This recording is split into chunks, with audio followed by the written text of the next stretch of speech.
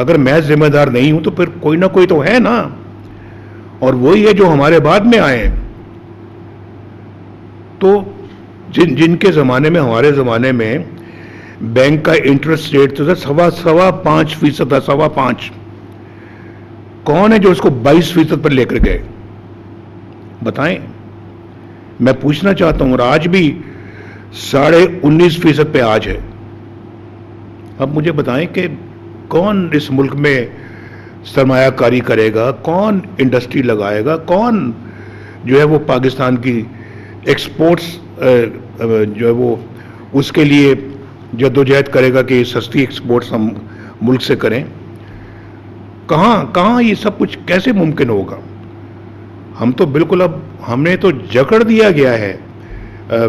جو شرائط ہیں IMF کی ہیں یا دوسری ہیں.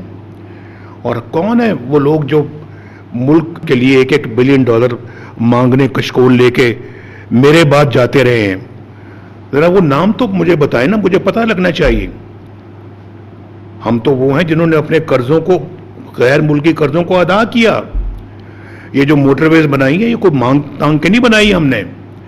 یہ جو لاہور اسلام آباد موٹر وے ہے، پشاور اسلام آباد موٹر وے ہے، ان کو ہم نے کسی سے کوئی قرضہ لے کے کسی سے کوئی بھیک مانگ کے بنائی؟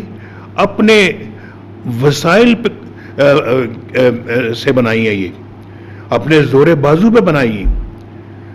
اور اگر وہ ایک سلسلہ دور وہ جو چلا تھا 1991 میں، اگر وہ آج تک چلتا رہتا تو ہم تو ایک دنیا کی خوش قسمت ترین قوم بن چکے ہوتے.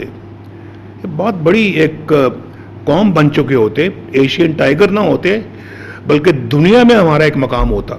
میں تو ابھی 1990 کی بات کر رہا تھا. اگر یہ ملک ایٹمی قوت کے بعد اگر اس کو بھی صحیح طرح چلنے دیا جاتا، خلل نہ آتے، تو آج پتہ نہیں ہم اس کے باوجود بھی دنیا میں ایک بڑے باعزت مقام پہ پہنچے ہوتے. اور تو چھوڑیں، وہ بھی دور کی بات سمجھیں. لیکن 2017 میں ہمیں سازش کے تحت نہ نکالا جاتا تو ہم آج پھر بھی ہم کوئی نہ کوئی مقام حاصل کر چکے ہوتے.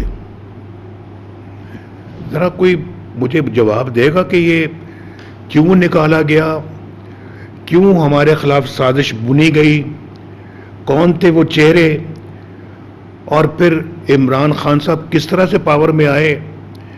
یہ سب باتیں آپ کو سوچنی چاہیے.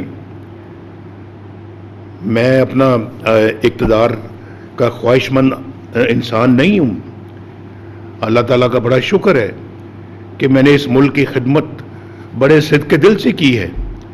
لیکن آج میرا دل دکھتا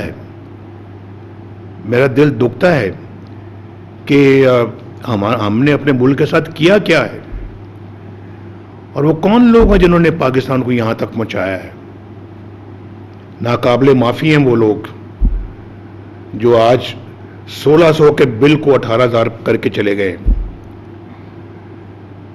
جو آج پاکستان کی تباہی اور بربادی کا سامان کر کے چلے گئے ہیں. پلیز آپ سے میں درخواست کرتا ہوں کہ ان لوگوں کے دھوکے میں نہ آئیں.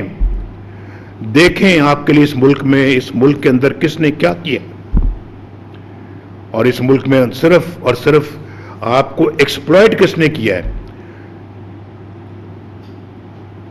مجھے ان سب باتوں کے اوپر جب میں نظر دوڑتی ہے تو بہت دکھ ہوتا ہے. اور بڑی افسوس کی بات ہے یہ کہ اس معاملے میں جو ہے وہ میرا دل بہت دکھی ہے. اور میں آپ سے اپنا دکھ زیادہ تفصیل میں کبھی بیان بھی نہیں کرتا.